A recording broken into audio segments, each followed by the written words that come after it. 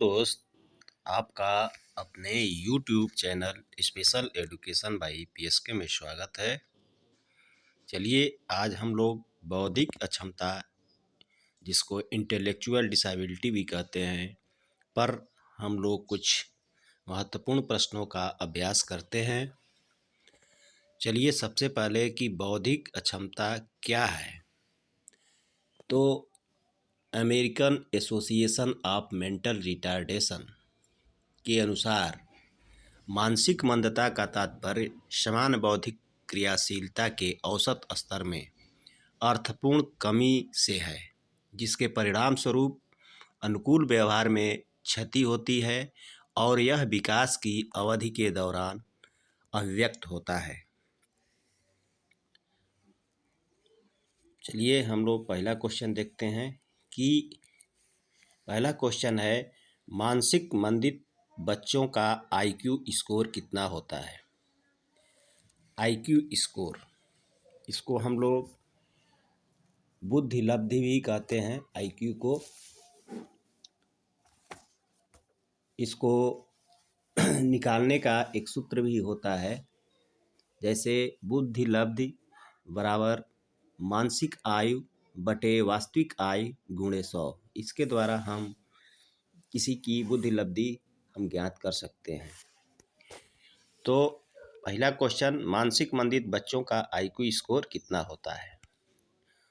Option आपका है A 80, B 90, C 65 और D 70। बताइए इसमें क्या होगा इसका राइट आंसर। सबसे पहले तो हम ये जानते हैं कि जो 70 से नीचे IQ स्कोर औसत से नीचे माना जाता है। 70 से नीचे IQ स्कोर औसत से नीचे माना जाता है और 50 से नीचे का स्कोर बौद्धिक अक्षमता या मानसिक मंदता का संकेत देते हैं। ठीक है, तो इसका राइट आंसर आपका हो जाएगा ऑप्शन D 70।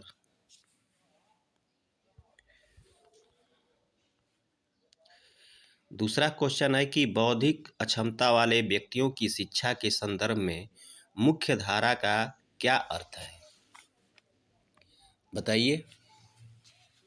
ऑप्शन A है व्यक्तियों को अलग विशिष्ट विद्यालयों में रखना, B व्यक्तियों को उनके विशिष्ट रूप से विकसित साथियों के साथ नियमित कक्षा में एकीकृत करना, C केवल व्यक्तिगत सहायता सेवाएं प्रदान करना और D शैक्षिक उपलब्धि पर विशेष रूप से ध्यान केंद्रित करना। तो इसका राइट आंसर क्या हो जाएगा।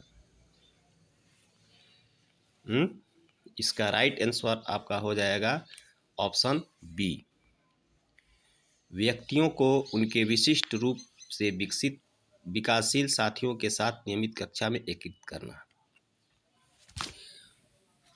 शिक्षा में मुख्य धारा बनाना एक रणनीति है जिसका उद्देश्य दिव्यांग या विशेष आवश्यकता वाले बच्चों को नियमित या मानक कक्षाओं और शैक्षिक अनुभवों में शामिल करना होता है। चलिए अगला हम लोग क्वेश्चन देखते हैं। क्वेश्चन 3, बौद्धिक अक्षमता वाले छात्रों के लिए व्यावसायिक प्रशिक्षण का प्रारंभिक लक्ष्य क्या है। ऑप्शन A है शैक्षिक उपलब्धि में तेजी लाना, B है प्रतिस्पर्धी रोजगार के लिए तैयारी, C देखभाल करने वालों पर निर्भरता को प्रोत्साहित करना और D अलगाव को बढ़ावा देना। बताइए इसका राइट आंसर क्या होगा। व्यावसायिक प्रशिक्षण क्या है। हाँ, व्यावसायिक प्रशिक्षण क्या है, तो व्यावसायिक प्रशिक्षण जिसे अक्सर व्यावसायिक शिक्षा या कैरियर या तकनीकी शिक्षा के रूप में जाना जाता है, यह एक प्रकार का शैक्षिक कार्यक्रम है जो व्यक्तियों को किसी विशेष व्यापार, व्यवसाय या पेशे से संबंधित विशिष्ट कौशल का ज्ञान प्रदान करने पर केंद्रित है। तो इसका राइट आंसर क्या होगा। इसका राइट आंसर आपका होगा ऑप्शन B, प्रतिस्पर्धी रोजगार के लिए तैयारी करना। अगला क्वेश्चन देखते हैं। Question number 4। कौन सा शिक्षक दृष्टिकोण बौद्धिक अक्षमता वाले और छूट गया है इसमें, बौद्धिक अक्षमता होगा, यहाँ होगा, अक्षमता और छूट गया है। क्षमता वाले छात्रों को नए कौशल सिखाने में मदद करने के लिए जटिल कार्यों को छोटे प्रबंधनीय चरणों में तोड़ने पर जोर देता है। कौन सा कौशल है बताइए। ऑप्शन ए है समावेशन, बी भेदभाव, सी कार्य विश्लेषण और डी अलगाव। समावेशन क्या होता है? समावेशन एक शैक्षिक दृष्टिकोण है जो दिव्यांग छात्रों को उनके विशिष्ट रूप से विकासशील साथियों के साथ नियमित कक्षा में एकीकरण को बढ़ावा देता है। और भेदभाव क्या है? भेदभाव है कि भेदभाव में अक्षमता वाले छात्र सहित की विविध सीखने की ज़रूरतों को पूरा करने के लिए दिशा निर्देश शामिल है। अलगाव, बौद्धिक अक्षमता वाले छात्रों के लिए अलगाव एक मान्यता प्राप्त शिक्षण दृष्टिकोण नहीं है। तो इसका राइट आंसर क्या हो जाएगा? कार्य विश्लेषण हो जाएगा। इस कार्य विश्लेषण में भी एक विशिष्ट शिक्षण दृष्टिकोण है जिसमें जटिल कार्यों को छोटे छोटे अधिक प्रबंधकीय चरणों में विभाजित कर हम उसको आसान बना देते हैं। चलिए अगला क्वेश्चन हम लोग देखते हैं। क्वेश्चन 5। बौद्धिक अक्षमता, यहाँ और छूट गया है भैया। अक्षमता वाले बच्चों की शिक्षा में एक विशेष शिक्षक की क्या भूमिका होती है? ऑप्शन ए केवल शैक्षिक उपलब्धि पर ध्यान केंद्रित करना, बी माता पिता को परामर्श प्रदान करना, सी व्यक्तिगत ज़रूरतों को पूरा करने के लिए निर्देश और डी विशेष रूप से गंभीर अक्षमता वाले बच्चों को पढ़ाना। बताइए इसका राइट आंसर क्या होगा?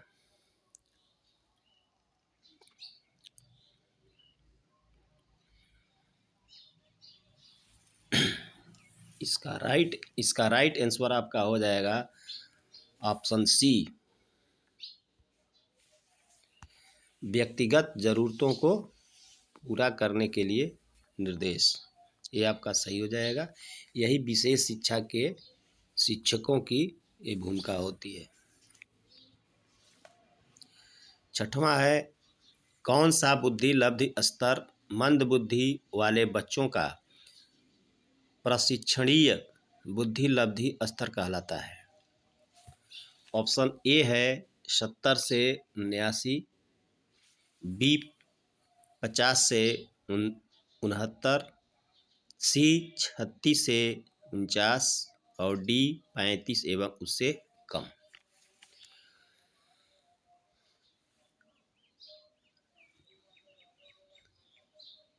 बताइए इसका राइट आंसर आपका हो जाएगा ऑप्शन सी,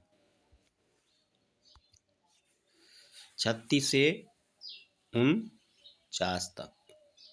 36 से 49 तक ये प्रशिक्षण योग्य मंद बालक होते हैं। जैसे 50 से 70 तक अगर है तो वो शिक्षणीय मंद बालक की श्रेणी में आएंगे, और 35 से 50 शिक्षण योग्य मंद बालक और 20 से 35 अभिरक्षा मंद बुद्धि बालक और 20 से कम अभिरक्षा मंद बुद्धि बालक के अंतर्गत आते हैं। ये उसका वर्गीकरण है। चलिए अगला क्वेश्चन हम लोग देखते हैं। Question number 7। मानसिक रूप से मंद बालकों की शिक्षा हेतु कौन सा उपागम उपयुक्त होगा? कौन सा उपागम उपयुक्त होगा?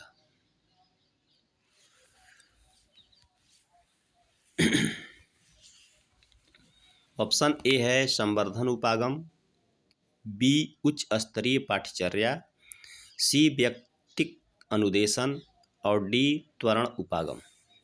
बताइए इसका कौन सा ऑप्शन सही होगा?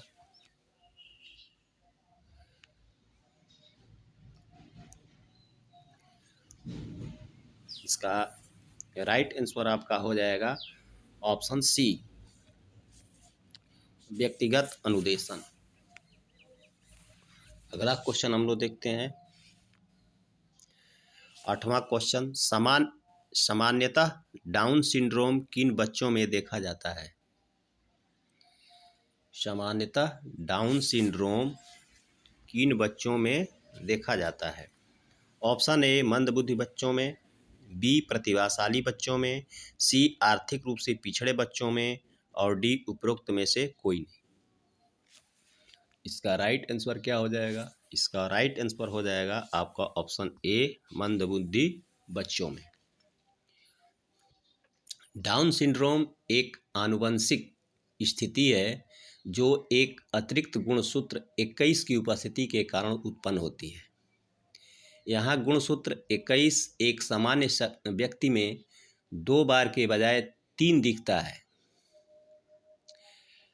डाउन सिंड्रोम में कैरियोटाइप को 47XX+21 महिला और 47XY+21 पुरुषों के रूप में दर्शाया जाता है। चलिए, डाउन सिंड्रोम का कुछ विशेषता होता है, जैसे चपटा चेहरा, गोल सिर, आँखों की विशिष्ट एपिकैंथिक तह, छोटे चौड़े हाथ, मानसिक मंदता, हाइपोटोनिक, खराब मांसपेशी टोन, छोटा कद, ये सब क्या होता है, इनकी विशेषता होती है डाउन सिंड्रोम की। चलिए अगला क्वेश्चन हम लोग देखते हैं, क्वेश्चन नंबर 9, मानसिक रूप से मंद बच्चों को पढ़ाने में नीचे दिए गए 4 नियमों में से किस एक का ध्यान नहीं रखा जाएगा? किसका हम ध्यान नहीं रखेंगे? ऑप्शन ए है, हम किसका ध्यान नहीं रखेंगे? ऑप्शन ए है सरल से जटिल, बी मूर्त से अमूर्त, मूर्ति नहीं है मूर्त है, मूर्त है, और ऑप्शन सी है पूर्ण से अंश, और डी केवल सरल से मूर्त। इसका राइट आंसर क्या हो जाएगा? इसका राइट आंसर हो जाएगा आपका ऑप्शन डी, केवल सरल से मूर्त। इस पर हमको ध्यान नहीं रखना है। ये क्या होता है, सरल से जटिल क्या होता है? सरल से जटिल, पहला है सरल से जटिल, इसका मतलब कि यह एक बच्चे का मनोवैज्ञानिक है कि यह विषय वस्तु को सरलीकृत रूप से चाहता है, इसलिए शिक्षक को सरल तथ्यों से हटकर शिक्षार्थियों को थोड़ी अधिक कठिन स्थिति की ओर ले जाना चाहिए, यानी आसान से कठिन की तरफ। ये पढ़ाने की एक टेक्निक होनी चाहिए। मूर्त से अमूर्त, मूर्त से अमूर्त, जब शिक्षार्थी किसी वस्तु या घटना को उसके वास्तविक और भौतिक रूप में देखता है तो वह आसानी से उससे जुड़ जाता है, तब उसे अधिक सारहीन और अमूर्त तथ्यों या घटनाओं की ओर प्रेरित किया जा सकता है। सी है कि पूर्ण से अंश। पूर्ण से अंश क्या है?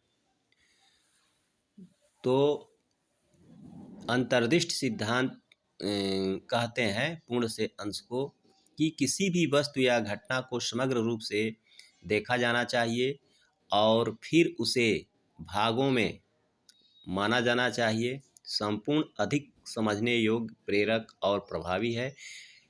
इसलिए एक शिक्षक को पहले संपूर्ण की शुरुआत करनी चाहिए और फिर चरण दर चरण उसके भागों का परिचय देना चाहिए।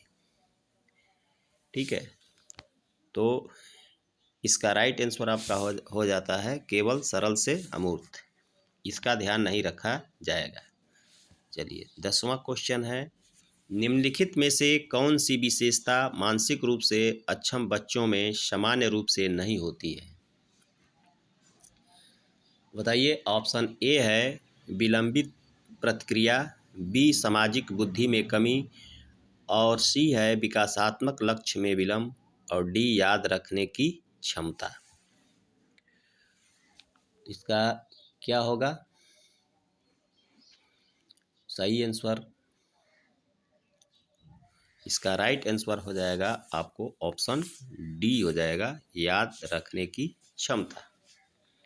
चलिए अगला क्वेश्चन हम लोग देखते हैं, 11वां क्वेश्चन। निम्नलिखित में से कौन सी मानसिक मंद व्यक्ति की सीखने की विशेषता नहीं है? सीखने की विशेषता नहीं है। ऑप्शन ए है धीमी गति से सीखना, बी अल्प स्मृति पाने के लिए त्वरित, सी अनुकरण अधिगम, डी सामान्यीकरण करने की क्षमता। इसका राइट आंसर क्या होगा बताइए।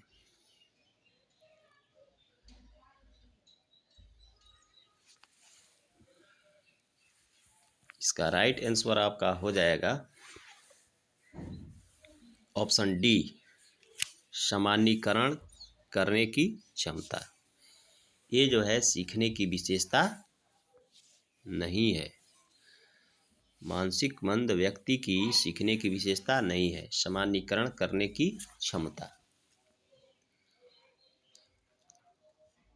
चलिए अगला क्वेश्चन हम लोग देखते हैं, 12वां है। मानसिक मंदता का तात्पर्य सामान्य बौद्धिक क्रियाशीलता के औसत स्तर में अर्थपूर्ण कमी से है, जिसके परिणाम स्वरूप अनुकूल व्यवहार में क्षति होती है और यह विकास की अवधि के दौरान अभिव्यक्त होता है। यह परिभाषा किसके द्वारा दी गई है? बताइए, ये परिभाषा किसके द्वारा दी गई है? ऑप्शन ए है APA द्वारा, बी MCI द्वारा, सी DRDO द्वारा, और ऑप्शन डी है AAMR द्वारा। इसका राइट आंसर आपका हो जाएगा ऑप्शन डी, AAMR, यानी American association of mental retardation के अनुसार ये परिभाषा दी गई है। यही पूछा जा रहा है। ठीक है, अगला क्वेश्चन हम लोग देखते हैं, क्वेश्चन 13। बच्चों में मानसिक मंदता का कारण क्या हो सकता है? ऑप्शन ए है गर्भधारण के समय कार्यकारी कारण, बी माँ के गर्भ के अंदर कार्यकारी कारण, सी जन्म के बाद किसी दुर्घटना के कारण, और डी उपरोक्त सभी।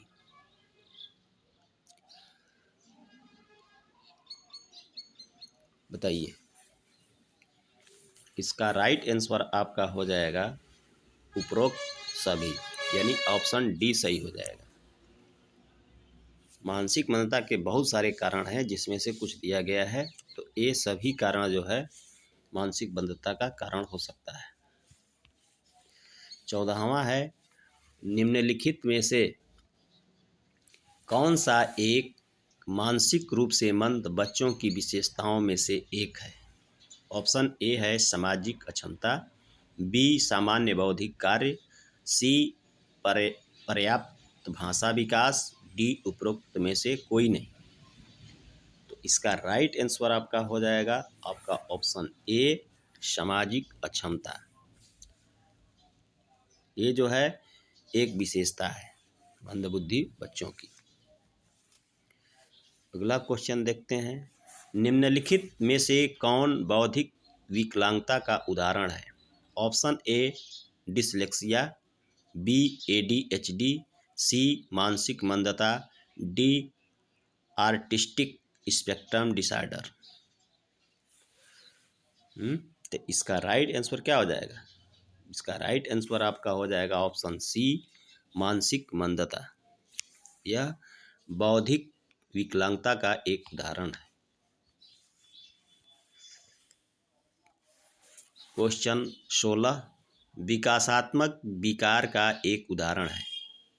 ऑप्शन ए है ADHD, बी डिसलेक्सिया, सी मानसिक मंदता, डी आर्टिस्टिक स्पेक्ट्रम विकार।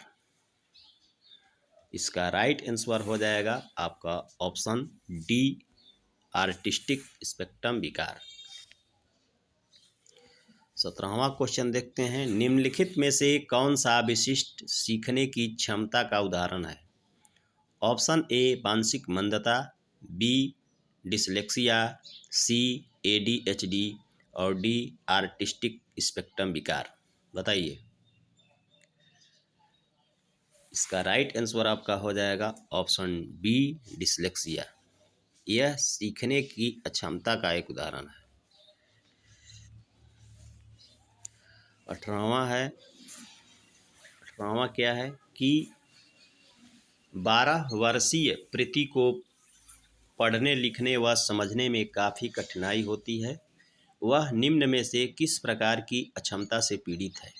ऑप्शन ए है बौद्धिक अक्षमता, बी संज्ञानात्मक अक्षमता, सी शारीरिक अक्षमता, डी उपरोक्त में से कोई नहीं। इसका राइट आंसर क्या होगा बताइए। इसका राइट आंसर आपका हो जाएगा ए बौद्धिक अक्षमता। बच्चे की बुद्धि लब्धि 90 से 110 के मध्य है। वह है ऑप्शन ए है सामान्य बुद्धि, बी प्रखर बुद्धि, सी उत्कृष्ट बुद्धि, डी प्रतिभाशाली। बताइए इसका राइट आंसर। इसका राइट आंसर आपका क्या होगा? ऑप्शन ए हो जाएगा, वो सामान्य बुद्धि का बच्चा होगा। चलिए अगला क्वेश्चन देखते हैं 20वां।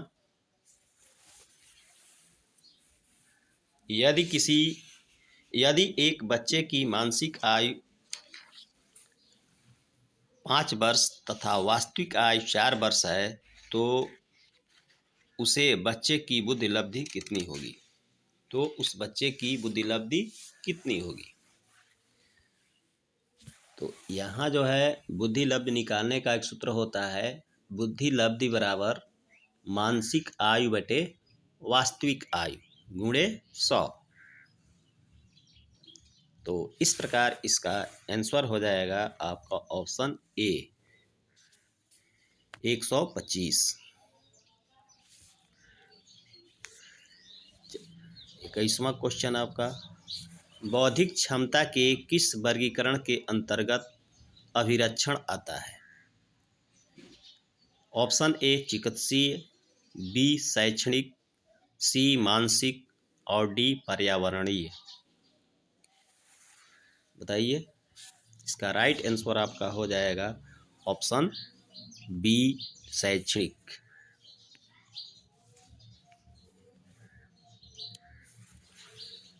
अगला क्वेश्चन 22 बौद्धिक दिव्यांगता वाले व्यक्तियों के सशक्तिकरण के लिए राष्ट्रीय संस्थान कहाँ स्थित है? बताइए। Option A Mumbai, B Dehradun, C Chennai, D Secunderabad. कहाँ है राष्ट्रीय संस्थान? कहाँ है बौद्धिक दिव्यांग वाले व्यक्तियों के लिए? सिकंदराबाद में है। ऑप्शन डी सही इसका हो जाएगा। चलिए अगला क्वेश्चन देखते हैं 23वां। हम बौद्धिक रूप से अक्षम बच्चों के आउट ऑफ सीट बिहेवियर को कैसे नियंत्रित कर सकते हैं? बताइए। ऑप्शन ए ब्रेक देते हुए छोटे छोटे टुकड़ों में काम दें, बी एक आरामदायक कुर्सी प्रदान करें, सी उसे इधर उधर जाने दें, डी उसे एक अध्याय पढ़ने के लिए कहें। इसका राइट आंसर क्या हो जाएगा बताइए। इसका राइट आंसर हो जाएगा आपका ए। ऐसे बच्चों में बिहेवियर होता है कि वो बार बार इधर उधर जाते रहते हैं, तो उनको हम जो भी कार्य देंगे उनको ब्रेक देते हुए छोटे छोटे टुकड़ों में काम देंगे कि वो आसानी से कर सकें। ऑप्शन ए सही हो जाएगा। चलिए 24वां क्वेश्चन है शिक्षक मानसिक रूप से मंद बच्चों को कितने श्रेणियों में वर्गीकृत करते हैं? ऑप्शन ए 4, बी 5, सी 3 और डी 6। तो शिक्षक जो है कितनी श्रेणियों में श्रेणीबद्ध करते हैं? तो इसका राइट आंसर हो जाएगा आपका ऑप्शन सी, 3 श्रेणियों में हम वर्गीकृत किया जाता है, माइल्ड, मॉडरेट और सीवियर। ये 3 माइल्ड होगा, माइल्ड, मॉडरेट और सीवियर, 3 श्रेणी में वर्गीकृत करते हैं। चलिए अगला क्वेश्चन 25वां देखते हैं। बहुत बेहतर आईक्यू की सीमा रेंज क्या है? Option A 160 and above, B 120 से 129, C 110 and above, D 130 and above. इसका राइट आंसर आपका हो जाएगा ऑप्शन डी, 130 एंड एबव। ये आपका आंसर सही हो जाएगा।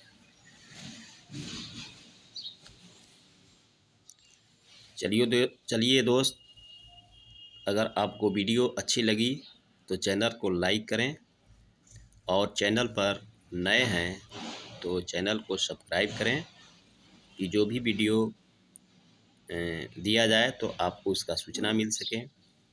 कमेंट करें कि आपको ये वीडियो कैसी लगी, और अपने दोस्तों में भी शेयर करें कि उनको भी इनका लाभ मिल सके। फिर मिलते हैं दोस्तों अगले वीडियो के साथ, तब तक जय हिंद, जय भारत।